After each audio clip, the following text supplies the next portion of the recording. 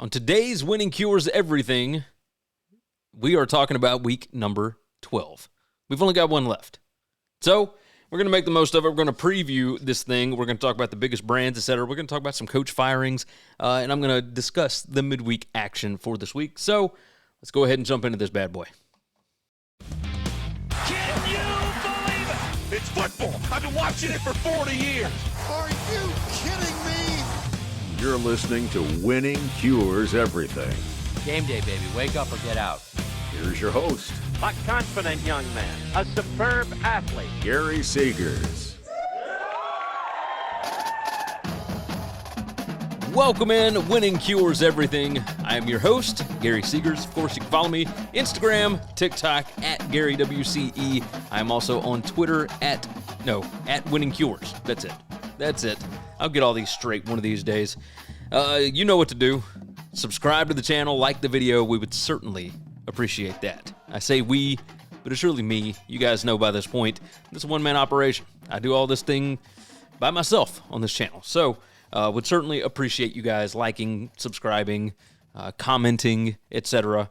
Go on and toss in what you think about the show. I would love to hear from you. If you don't always want to get it on YouTube, you can always subscribe to the podcast. Go and knock that out. If you want to support the show, buymeacoffee.com/winningcures is there, and I put up my weekly projections every single week, early in the week, and you can get those over there if you want to be a supporter. And also, what else? Oh, yes, there's a membership thing on the YouTube page if you would like to be a part of that. So you can subscribe on the YouTube page. You can be a member or a supporter or whatever at Buy Me a Coffee. And if you just want my plays for free, the ones that I am actually putting my hard-earned money on, you can do that at Telegram, t.me/GaryWCE. The BetUS College Football Show is every Tuesday and Wednesday, 1 p.m. Eastern Time, and there's a link in the description for you to go and subscribe to that channel. That's where you can find my plays every single week when I give them out. That is the best time to get them, so make sure that you are subscribed and watch the show live every week. You can win a free truck over there. Like, they're giving away a free truck at the end of the football season. So you can get an entry over on the BetUS College Football Show. Three Dog Thursday is on this channel every single Thursday at 2 p.m. Central Time. TJ does a fantastic job with that. Absolutely fantastic. I love what he's doing over there, so make sure you're good there. All right, we got through, that's about 2.5 minutes.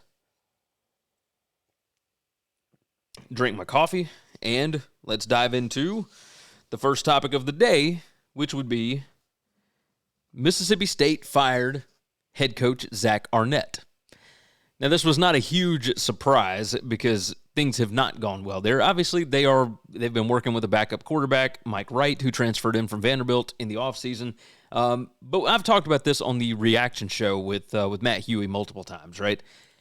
You're a first-time head coach, and you were hired to replace a beloved coach who passed away unexpectedly last year. And rather than building this team the way that it was already built, rather than running and hiring the coordinators that already knew what he was running, you went complete opposite. Like, he went pro style, try and run the ball more, change the way that they do things schematically, and the team wasn't built for that. The offensive line was not built for that, right? The defense was built a certain way to go along with the offense. It was just a mess. Mike Leach ran the air raid.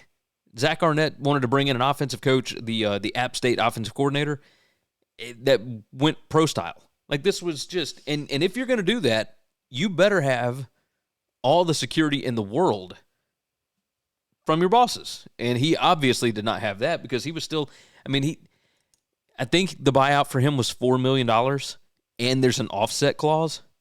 So this is going to cost Mississippi State basically nothing because Arnett's going to get a DC job somewhere. Or he may be given a job. We'll talk here in just a minute. He may get another head coaching job. We'll see. But it just screamed that he didn't understand the position that he was put in. You had a team with a ton of senior leadership that was built a certain way, and then you tried to run it differently from the way that it was built. So who does Mississippi State go for next? There's a few names on here, right? Jamie Chadwell from Liberty, obviously making a name for himself there. They are undefeated right now. He did big things at Coastal Carolina as well. Barry Odom at UNLV, obviously he's got SEC experience. He was the defensive coordinator at Arkansas before taking the UNLV head coaching job, and he was also the head coach at Missouri before getting the DC job at Arkansas. He's been successful everywhere that he's gone. So Barry Odom would know what he's doing here. Another guy, John Summerall at Troy, I think would be a very interesting fit. But part of me wonders if Summerall would wait around for an even bigger job, because I don't think that train is slowing down at Troy. I think that they invest in their football program. I think Summerall could get an even bigger job than Mississippi State. But we'll see.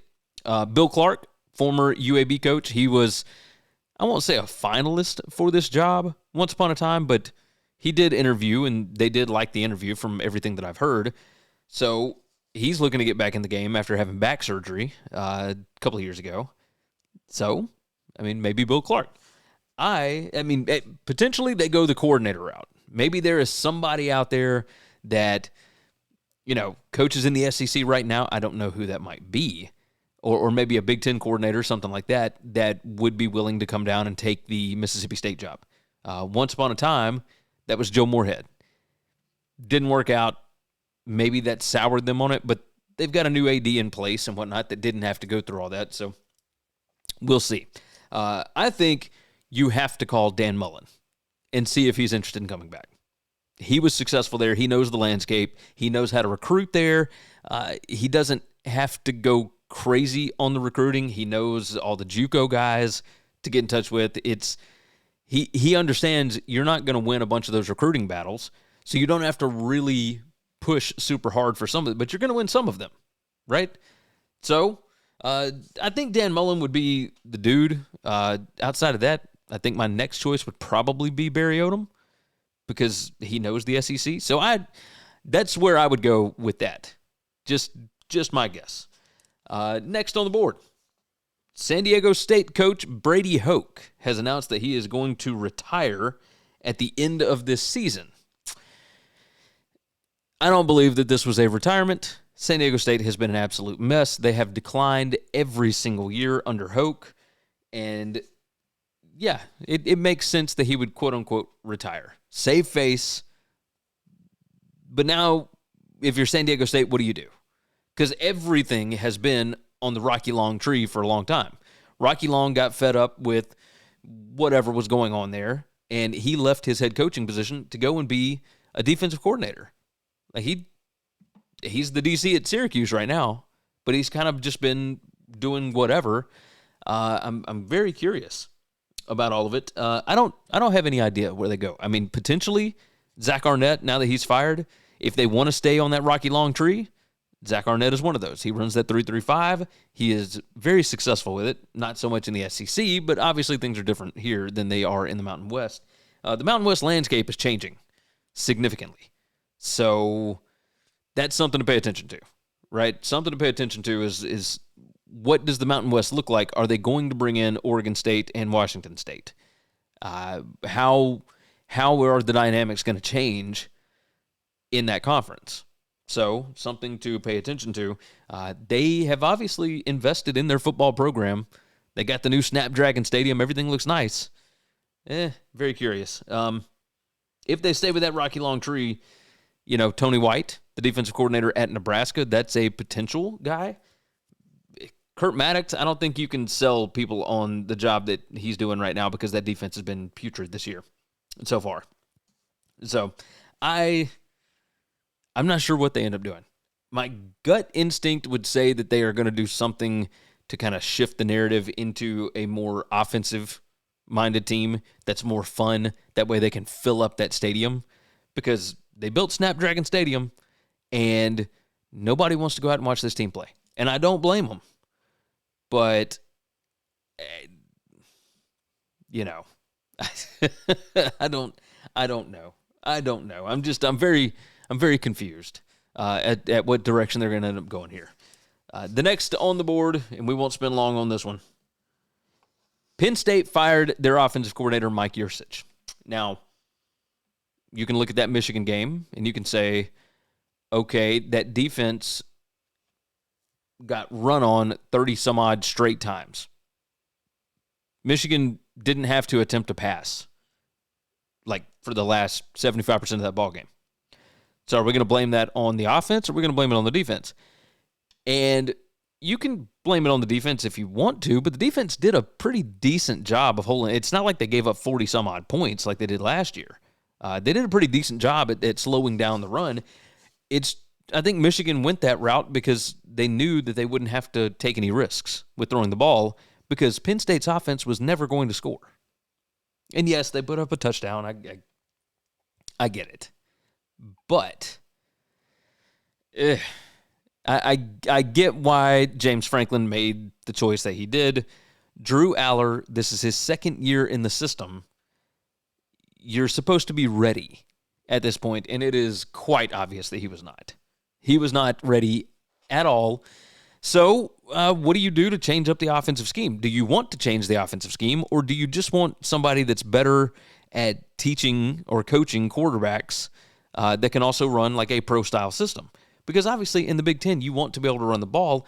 You want to be able to control the clock, all that kind of stuff. But you don't want to do anything crazy like go out and hire, Kendall Briles or Jeff Lebby, right? You're not looking to do that, I don't believe. But, who knows? So Franklin, who knows? I'm sure his name is going to come up for like the A&M job and whatever other jobs come open because it always does. We'll see. I think Franklin's done a decent job at Penn State. I think he's done a good job. Like, they are consistently third in that division, which is also third in the Big Ten. You bring in USC and you bring in, whoever else. You catch Ohio State and Michigan in down years. It's obvious that these are not down years for those two programs. So, I think Penn State's right there. They're just not going to be Ohio State and Michigan. It is what it is. All right, let's move to our preview, and we'll kind of roll through these fairly quickly. The college football Week 12 preview, and we'll start here.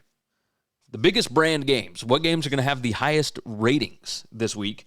Georgia at Tennessee on CBS, middle of the afternoon. I think that's going to be the highest viewed game this week. Oregon State at Washington. If that thing ends up tight, Washington is an undefeated team. Maybe that gets you there because people are interested in the playoff to see how this thing's going to break. It's been basically the same top 8 teams for, weeks on it for a month now. So that's something to pay attention to. Michigan at Maryland. So the big noon kick on Fox always does a huge number, especially with a big brand like Michigan, and everybody's going to want to be watching to see what is going on with Harbaugh and everything else. They've got an injunction scheduled for Friday or some kind of hearing scheduled on Friday. So we'll see what happens with that because it's at College Park. Maryland got bowl eligible last week. We shall see. And then Texas at Iowa State.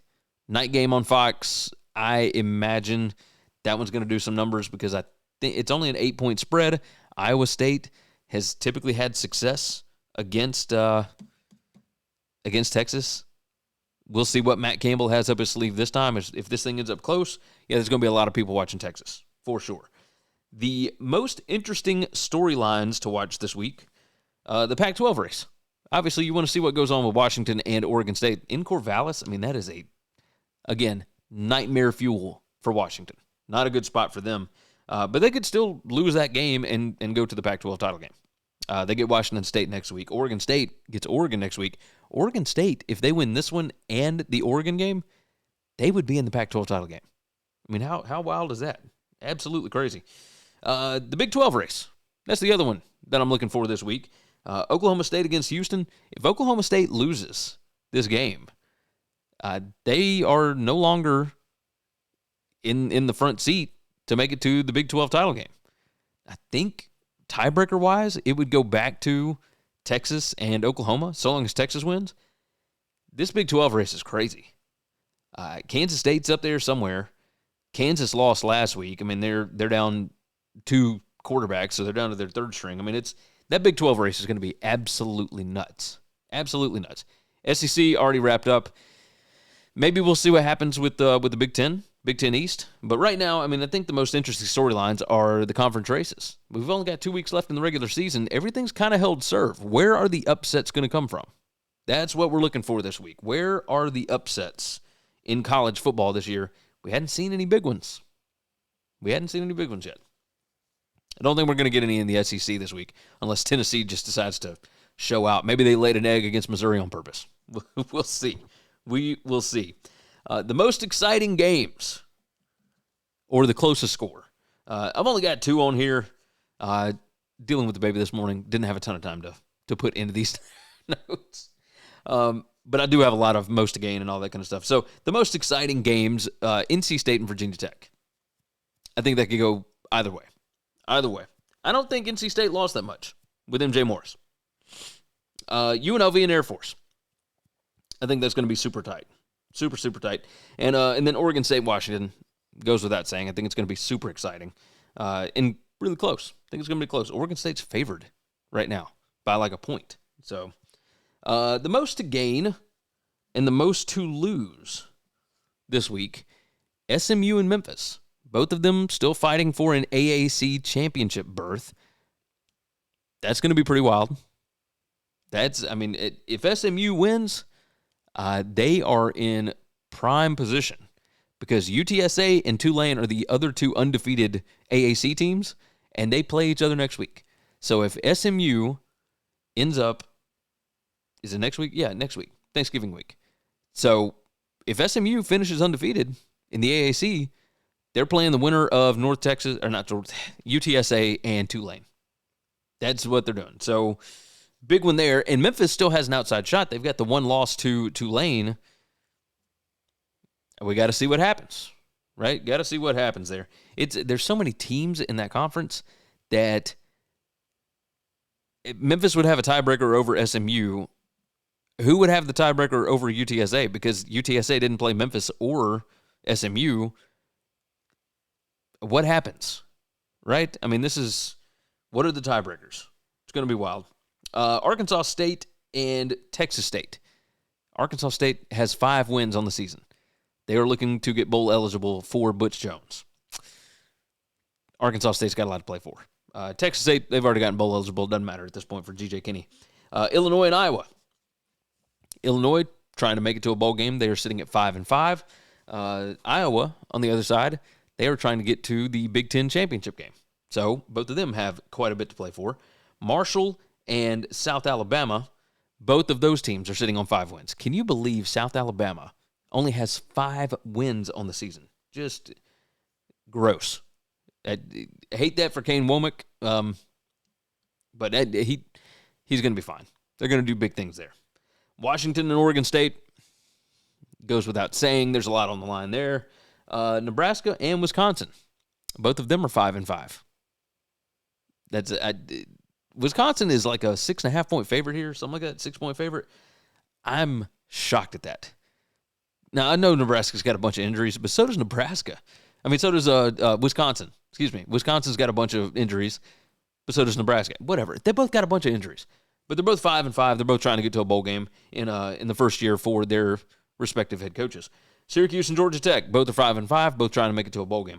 UCF at Texas Tech, both are 5-5, both trying to get to a bowl game. A lot of stuff to play for this week. The most likely underdog outright winners. Nebraska +6 against Wisconsin. This feels like a coin flip game. Why is it 6 points? Syracuse at Georgia Tech. Syracuse +6.5. I know Cuse hadn't been good, but I mean they showed pretty good against Pitt last week. I think they're going to be able to run like that on Georgia Tech. Obviously, we'll see. But that, again, feels like a coin flip. Texas going to Ames. Iowa State is an 8-point underdog at home at night. Terrifying spot for the Longhorns. Terrifying spot. So, I could see that. UNLV +3.5 at Air Force. Air Force they don't know how to hold on to the football anymore. I don't know what they're doing. I mean, that is That's an absolutely ridiculous football team right now. 3 fumbles against Hawaii, and they had like 6 turnovers against Army. Just ridiculous. So UNLV plus 3.5, absolutely. North Carolina is a 7-point dog at Clemson. Okay. Like, very interested in that. NC State, a 3-point dog against Virginia Tech. Now, Virginia Tech is playing for bowl eligibility. They are at home. That NC State defense is for real, though. And then finally, last one that's a most likely underdog outright upset, Temple, plus 8 at UAB. Temple lost to South Florida last week by 4 points. They were -3 in turnover margin in that game. They went down 17-0 and still covered. I think Temple, so long as E.J. Warner plays, which you never know from week to week, this feels like a coin flip. Why are they getting more than a touchdown at UAB? It makes no sense to me. All right, G5 game of the week. I've got 3 different options here. SMU at Memphis. Already explained that one. AAC. You get what I'm doing. UNLV at Air Force. A lot of Mountain West ramifications in this one. And App State at James Madison. College Game Day is going to be there for that one for some reason. App State still has a chance, potentially, to make it to the Sun Belt title game. I mean, the chances are slim, but they are still there. And Game Day is going to be in town. So it's going to be a huge show. Going to be a huge show. Let's do this one. Where is College Game Day going for week number 13? Rivalry week. This one's pretty easy, to be completely honest. It's one of the easiest ones that we've had all season long. Ohio State's going to the Big House. Ohio State, Michigan is going to be... this might be the first 20 million viewer college football game in the regular season. It might be, at least in modern times, right? Because I think they used to get 20 million way back when they didn't have a billion games on all at the same time. I don't see any way that they don't go to Ann Arbor. But if they don't, Alabama at Auburn, maybe. I mean, Auburn's clicking right now, and we've seen weird stuff happen in Jordan-Hare, so the first matchup between Hugh Freeze and Nick Saban, maybe. Like, I'm really trying my best to sell this thing here. And then Kentucky at Louisville. If Louisville beats Miami, they're a one-loss team that may be able to work their way into the top 10. I guess. I don't know. There's a bunch of games on Friday, and that makes for fewer games on Saturday. So fewer options. They're going to Ann Arbor. They're going to Ann Arbor. This isn't even a question. Let me tell you right quick. Let me tell you about TicketSmarter. Tickets are expensive. I'm going to the Alabama game this week. It's a cheaper ticket. I'm taking my 5-year-old. Some of these tickets for these rivalry games, if you want to go to Michigan and Ohio State, if you want to go to even the Egg Bowl is relatively expensive. I mean, these things can get up there. If you want to go to concerts, Trans-Siberian Orchestra is coming through Memphis here in a few weeks. Like, these things get up there. They are expensive. You're looking at $100 a ticket at least for some of this stuff. And for some of these bigger games, SEC championship game coming up, Big Ten championship game, the Pac-12 championship game, like Oregon State next week. I mean, it's like $300 a ticket to get in. But here's the deal. I found a way for you to save some money. You go to TicketSmarter.com, use the promo code WCE10, and that'll take $10 off an order of $100 or more. And WCE20 is going to take $20 off an order of $300 or more. And you get to use it as many times as you want, right? Every single time you make an order, you can use that promo code. It's not a one-time thing. It's not a sign-up thing.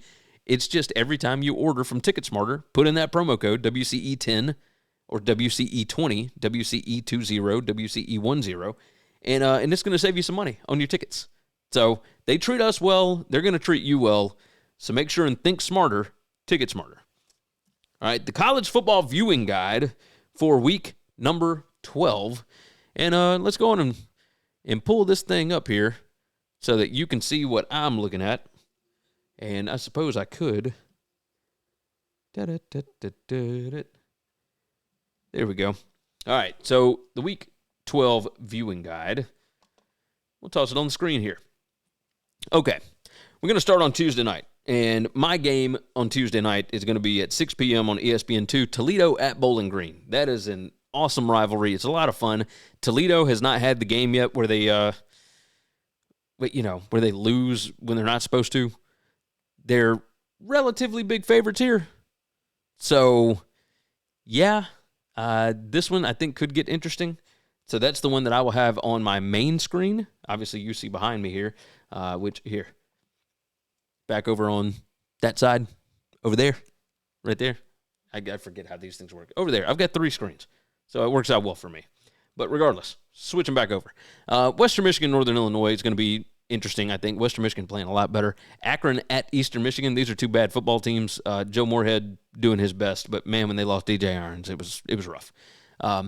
Moving along to Wednesday, and my main screen is going to have Central Michigan at Ohio. That one intrigues me. Central Michigan trying to get to bowl eligibility here.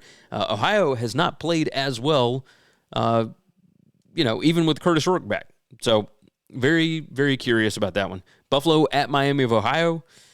If Miami wins this game, I believe it's wrapped up that they win the MAC East. So my plus 360 ticket is hopeful for a win there. Thursday, Boston College at Pitt. Is Pitt going to keep Pat Narduzzi? Just a question. Something to watch out for here. Boston College has already made it to bowl eligibility. Pitt is not going to get there. But that's a rough game to watch on Thursday. Moving to Friday. My main screen is going to have, and it's not until later, but Colorado at Washington State. I want to see what happens between these two. Washington State, I think, has lost 5 straight, 6 straight. Both of these teams need this to potentially get to bowl eligibility. But Colorado plays Utah next week, and Washington State plays Washington. It's in Pullman. It's on the Palouse. Going to be interesting there. South Florida, UTSA, that could get ugly. I think that could get ugly. All right, we move to Saturday. The noon slate. Utah and Arizona is on the Pac-12 network. So, and it says TBD on the time on ESPN, but I believe that's like a 2:30 kick, if I'm not mistaken. So, something to pay attention to. And Oregon and Arizona State, that one's going to be on Fox at like 3 p.m. So, but in the noon slate, I'm going to be watching this one right here. Louisville at Miami. Yeah. Miami still has a say in the ACC race. So I'm very curious what Louisville looks like here. They have looked like gangbusters recently. Do they continue that going on the road? Miami coming off of just a huge rivalry game against Florida State. They really thought they had a shot. And now they're down really 2 quarterbacks. Tyler Van Dyke can still play, but he don't look healthy at all. ESPN2, SMU at Memphis. Let's see. There we go. SMU at Memphis, 11 a.m. on ESPN2. That one's going to be interesting as well, for all the reasons that I mentioned earlier in the podcast. So, moving to the 3:30 Eastern time slate. So, 2:30 p.m. Central Time, God's time zone on CBS. We have got Georgia at Tennessee. That one I think is going to be interesting. I want to see if Tennessee has anything in the tank or if Georgia just completely wallers all over these guys. Like, do they just lean on them for the whole ball game? Georgia basically did that against Ole Miss. It just ran the ball all over them. Do they do the same thing to Tennessee here? And on ESPN, North Carolina at Clemson. Very curious about this. Clemson kind of found their mojo the last couple of weeks against Notre Dame and Georgia Tech. Does North Carolina's offense have something to say here? I'm curious. Very curious. And then the other screen I'm going to have on is UNLV at Air Force on CBS Sports Network, which is down right about there. So, UNLV at Air Force, 2:30 p.m. Central Time on CBS Sports Network. I think that could be very interesting. Very interesting. Can Air Force get it back? Because they're still in a spot where they can play for the Mountain West title. But, man, you lose this one, and that stuff goes out the window very quickly. Their win total, by the way, was 8.5 this year. 8.5. And they started 8-0. They have now lost 2 straight. Now they got UNLV coming to town. Something to watch out for. The Saturday evening slate, and there's a ton of interesting games here. 6:30 on ABC, Washington at Oregon State. Corvallis is going to be absolutely jacked here. I can't wait to see what it looks like at Oregon State for this ballgame. I think they understand the ramifications. I think you get Washington and Oregon in back-to-back weeks, and Jonathan Smith's team is built for something like this. So I can't wait to see what this looks like on TV. I'm going to the Alabama game that morning. I will be at a TV in plenty of time to watch this thing, so I'm pumped for that. Pumped for that one. Also, 7 p.m. on Fox. Texas at Iowa State. Yeah, count me in. I want to see what they look like going to Ames. They have let teams hang around for too long. Are they going to do it again? And now without Jonathan Brooks, what do the Longhorns look like? What do they look? Baxter's look fine. He ain't Jonathan Brooks. So, Ewers still dealing with the injury. We'll see. Iowa State's a fundamentally sound football team. Very curious about that. Saturday evening, 10:30 p.m. Or 9:30 p.m. Central Time, God's time zone. CBS Sports Network. There's only 2 games in the late slate this week. San Diego State at San Jose State. That's got my attention, and only because Brady Hoke retired or announced that he is retiring at the end of the season. Does it give the Aztecs any kind of juice here, or does San Jose State run over these guys like they've run over everybody for 5 straight weeks? Very curious. So that's one I'm just wanting to watch here. So, all right, let's get into the quick previews for the midweek games. We have got 1, 2, 3, 4, 5, 6, 7, 8. We got 8 of them. 8 of them. And the numbers are pretty crazy this time of year because, as you guys know, I do a full season numbers, and then I do last 4 weeks numbers. It's pretty wild. Let's pull up the most recent lines because these things change. Like, you guys understand that. So let's pull up the college football lines, and here we go. All right, starting with Tuesday night. Toledo goes to Bowling Green, and it's Tuesday, 6 p.m. Central Time, God's time zone, on ESPN 2. And let's see, Toledo is a 10-point favorite on the road with a total of 52.5. Let's pull up the numbers. Let's see what we got here. Full season numbers would have Toledo by 12.44. That defense is awesome. The Bowling Green offense is not that great. I mean, they're okay. Number 89 PPA per drive. That's predicted points added per drive. But the Toledo defense is number 18, and they're number 19 PPA per drive. The Bowling Green defense is what has really done big things for them. But yikes, because they're really good at stopping the pass, and Toledo likes to run the ball. They run it 60% of the time this year, and, I mean, they're number 24 in rushing success rate. Bowling Green's defense is number 109 in that metric. So, now this is for the full season, so something to pay attention to. Bowling Green is number 1 in the country in takeaways per game, but they also give it away a bunch. They're number 104 in giveaways per game, which is tied with Toledo. So, maybe you see some volatility here. I mean, it wouldn't be a MAC game if it wasn't volatile, potentially, but regardless. So let's look at the last 4 weeks. And in the last 4 weeks, Bowling Green's PPA margin is now number 16. They are number 19 PPA per drive on offense over the last 4 weeks. It's weird how things change when you only look at MAC play. And Toledo's offense has kind of dropped off a little bit. They're number 33 PPA per drive on offense. But the Toledo defense is still fantastic. I mean, they're number 7 PPA per drive. So this is kind of strength on strength here. The Toledo offense, number 4 PPA per pass, but they only pass at like 40% of their offensive snaps. Toledo has not been as good running the ball lately. Number 94 PPA per rush. Well, Toledo, that ain't great. Bowling Green is number 97 PPA per rush. So that's something to pay attention to. As far as like points per scoring opportunity and stuff, Toledo's great at finishing drives. They're number 8 in points per scoring opportunity, but Bowling Green's defense is number 28. So you start to look at like the 5 factors rank.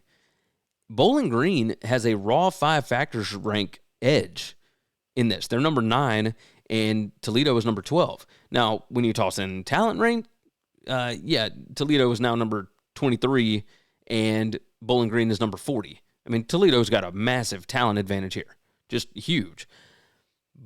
But this is a rivalry game, and this is going to be, interesting.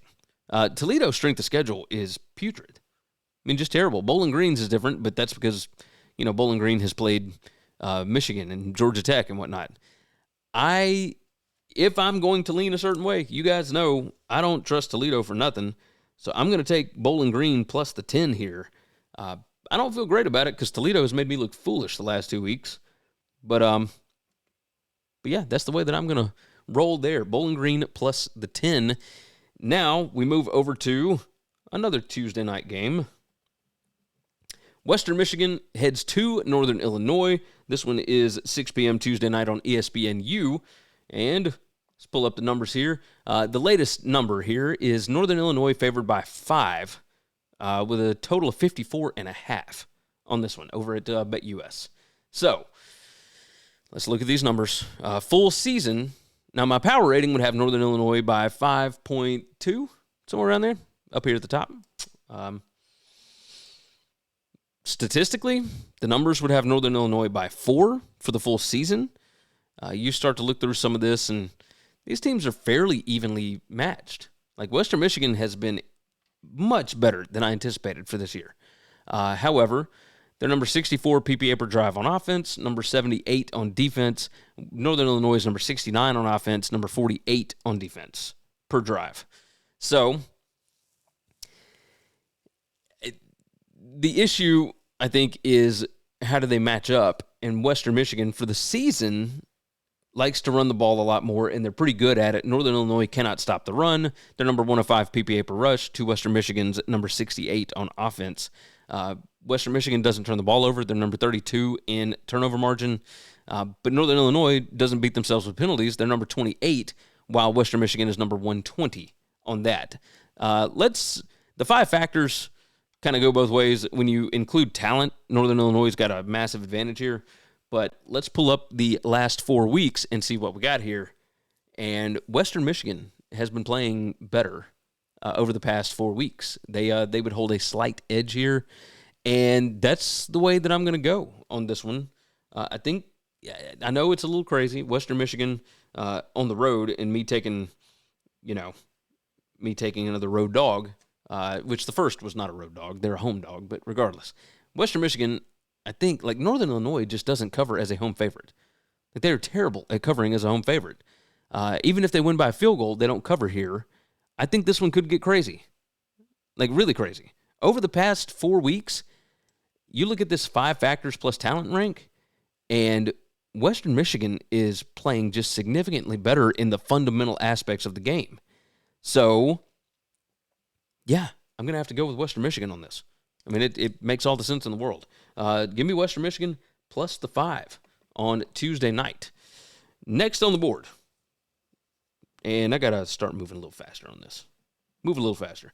Akron heads to Eastern Michigan, Tuesday, 6 p.m. Central Time on CBS Sports Network. This one is a line of Eastern Michigan favored by 4 with a total of 39. So super low total on this one. And let's look at the numbers. The numbers right now would have, let's see, Eastern Michigan favored by 3 for the full season.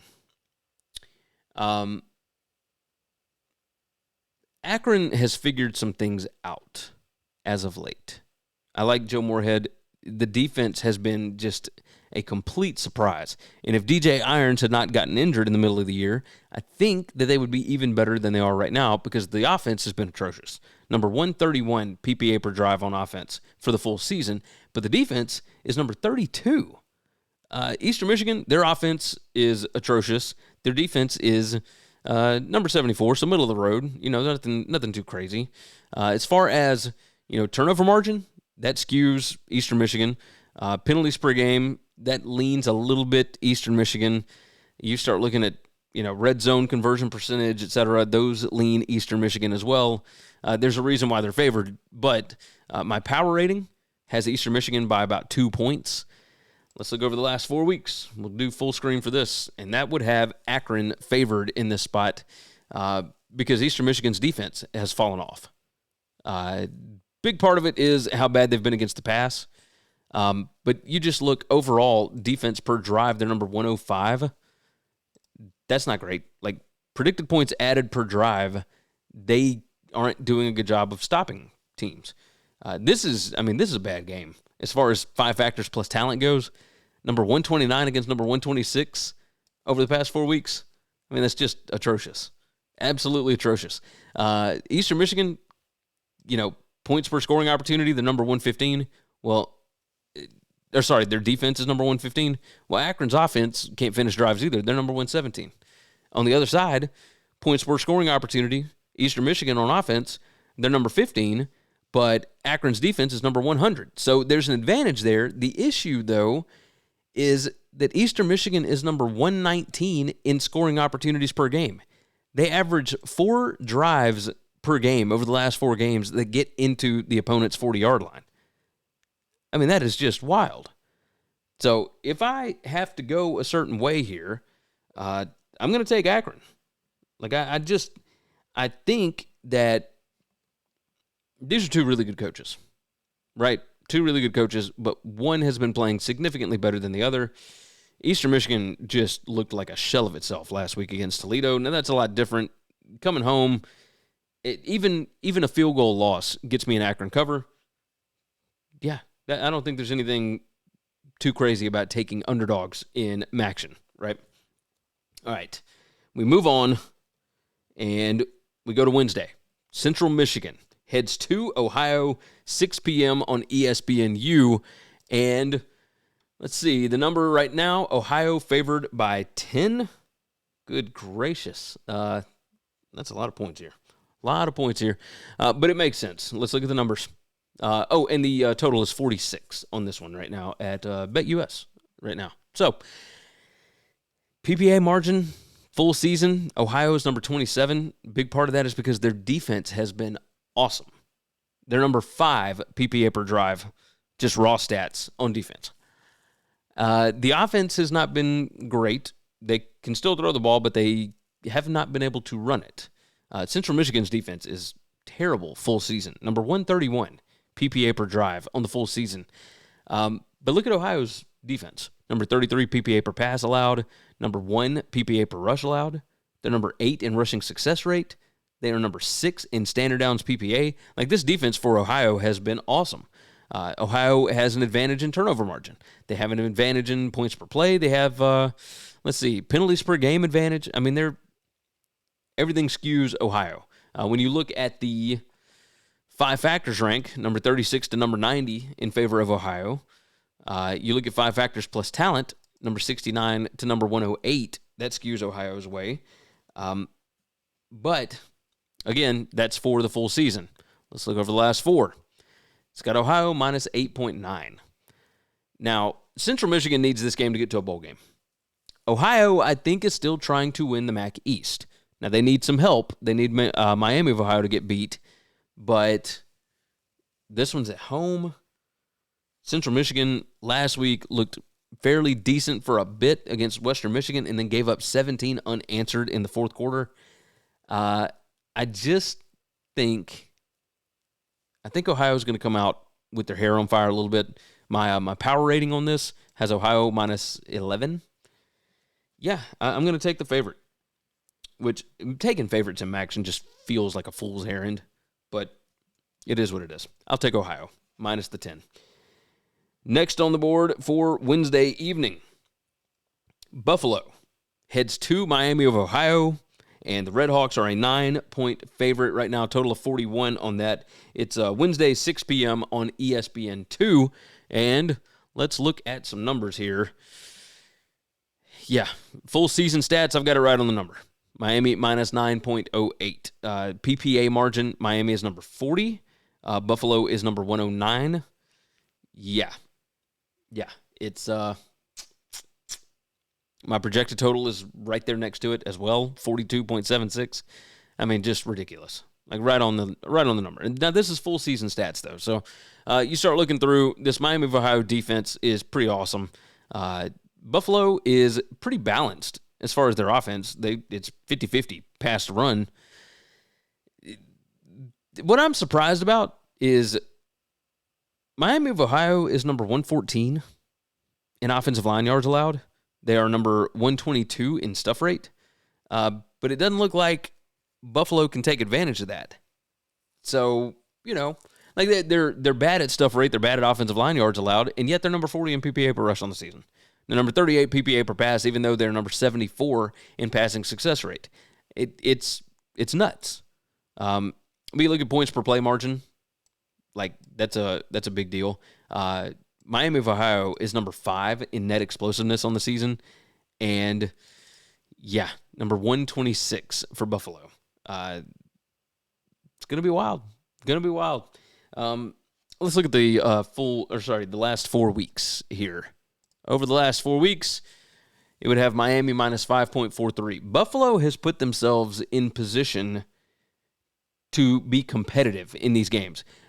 Miami of Ohio over the last 4 weeks. Now, these offensive numbers have Avion Smith at quarterback instead of Gabbert, because obviously Gabbert went out against Toledo with the broken leg. So he won't be back for this season, and this is what the offense kind of looks like now. Net explosiveness, they're still number 13. That's because their defense does not give up explosive plays, but their offense, way less explosive now. Number 69 in offensive explosiveness. The defense, kind of stepped it up a little bit, but there's nothing that Buffalo can take advantage of here. But I still think the number's probably a bit too high, because I don't think that Miami can get margin on anybody. So I know they're on the road, unless like some special teams stuff goes crazy. I kind of like Buffalo here to cover the 9. I think 9 is a lot of points, and I think Miami just has to win, right? They can win by a touchdown and still not cover. I think that would be fun for them. So moving along, we got 3 more. Thursday night, Boston College at Pitt, 6 p.m. Central Time on ESPN. This game's gross. This game is disgusting. This is going to be the last one that we hit, because the Friday ones I'll hit on Thursday. What are our numbers? Pitt minus 2.5. That's interesting. Total of 47.5 on this one. It's 6 p.m. Central Time on ESPN on Thursday night. Let's pull up the numbers. And full season, I've got Pitt by 3. Pitt's defense is still pretty good. Number 33 PPA per drive on the season. The offensive numbers are terrible. Number 123 PPA per pass. Number 107 PPA per rush.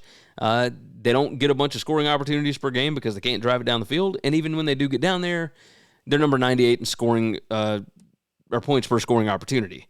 Boston College's defense, they're pretty good at not allowing scoring opportunities per game, but they can't stop anybody once they get down there, right? You look at the defensive red zone conversion percentage, and Boston College is number 132 there. Now, on the other side, Pitt's defense, number 38 in points per scoring opportunity, but they do allow over 6 drives per game to get down into their 40-yard line. So, but they do force a lot of field goals, it looks like. Boston College really good on third down attempts per game, third down conversion percentage. They're number 29. They are number 9 in the country in fourth down conversion percent, and a lot of that has to do with Thomas Castellanos, right? He's able to scramble on some of those fourth and shorts. He's a big quarterback, and he can run. But does Pitt have the defensive line to be able to stand up to that? If you look, Pitt's defensive line, number 52 in havoc created. They are number 30 in offensive line yards allowed. They are number 11 in stuff rate. So that does not bode well for Boston College. However, let's look over the last 4 weeks. Now we've got Pitt favored by 5.5. The numbers like Pitt here. They're 2-8 on the season, but Boston College has beaten like some trash teams, right? Look at the strength of schedule here. Pitt is number 32 strength of schedule. Boston College number 76. The schedule just worked out for BC. You go back over here on defense, number 66 havoc created. Now, BC's offense doing much better, number 14 in havoc allowed. But then you get down here to stuff rate, number 27. Boston College is number 65 in stuff rate allowed. BC number 46 in offensive line yards. Well, Pitt is number 65. Like, these are two pretty evenly matched teams. I think Thursday night at home, Pitt may be trying to salvage the season a little bit. Yeah, they look terrible against Notre Dame, etc. But I think I'm going to ride with the home favorite here of less than a field goal. Boston College has looked good, but they've already made their bowl game. You look at 5 factors and all that kind of stuff, man, that favors Boston College quite a bit. I'm going to do it. I'm going to take Pitt. I will take Pitt. That's the way it goes. All right. We'll hit the Friday games later on this week if we don't hit them first on the BetUS College Football Show, which is every Tuesday and Wednesday at 1 p.m. Eastern Time. I think that's going to wrap this up. You guys have been fantastic. I appreciate all of you for being here. Thank you so much. I have a lot of fun doing this every week. The season is winding down. We still got bowl games. We still got conference title games. We still got rivalry week. So hopefully you're all ready for that. With that said, it's time to get out of here. Take care of yourself. Take care of each other. God bless college football. And hopefully, all of your tickets cash next week. Thanks for listening to Winning Cures Everything. Make sure and follow me on Twitter @GaryWCE. If you want to toss in a question, you can email me Gary@winningcureseverything.com. Make sure and hit that subscribe button, and we'll see you next time.